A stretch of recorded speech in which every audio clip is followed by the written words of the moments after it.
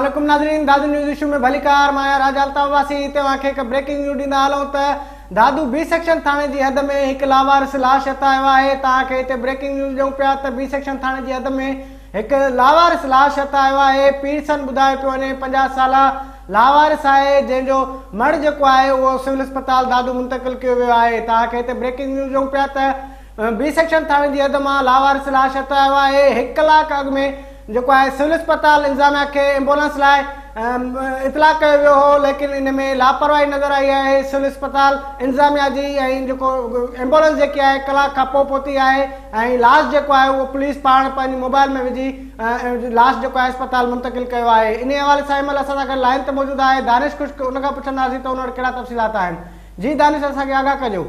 जी बिल्कुलु अल्ताफ़, दादू G B section थाने जी हद में वाक़ियो पेश आयो है, जिथे बी सेक्शन पुलिस के 50 साल नामालूम शख्स जो लाश हथायो है। पुलिस फोती जो लाश सिविल अस्पताल मुंतकिल करण जे लाइ अस्पताल इंतज़ामिया खां एम्बुलेंस तलब कई, जंहिंखे 1 कलाक गुज़रण बावजूद अस्पताल इंतज़ामिया वाक़िए वारे हंधि खां लाश अस्पताल मुंतकिल करण जे लाइ एम्बुलेंस फराहम न कई, जंहिं बाद लाश 1 कलाक ताईं वाक़िए वारे हंधि पियो रहियो, जंहिं बाद मजबूरन पुलिस मोबाइल में फोती जो लाश सिविल अस्पताल दादू मुंतकिल करणो पियो। तव्हांखे ॿुधाईंदो वञा थो त जेके इनी शायदि मौजूदु हुया उन्हनि मूजिबि त जेको पीरसन आहे उहो गर्मी सबबु किरी पियो, जंहिंखे खणी पाणी पियारियो वियो, जंहिं बाद हू फोत थी वियो आहे। जॾहिं पुलिस पारां इहो ॿुधायो पियो वञे त फोती जो लाश सिविल अस्पताल मुंतकिल कयो आहे। पोस्टमार्टम बाद ई फोती जे फोत थियण जा कारण साम्हूं आंदा वेंदा। जी अल्ताफ़।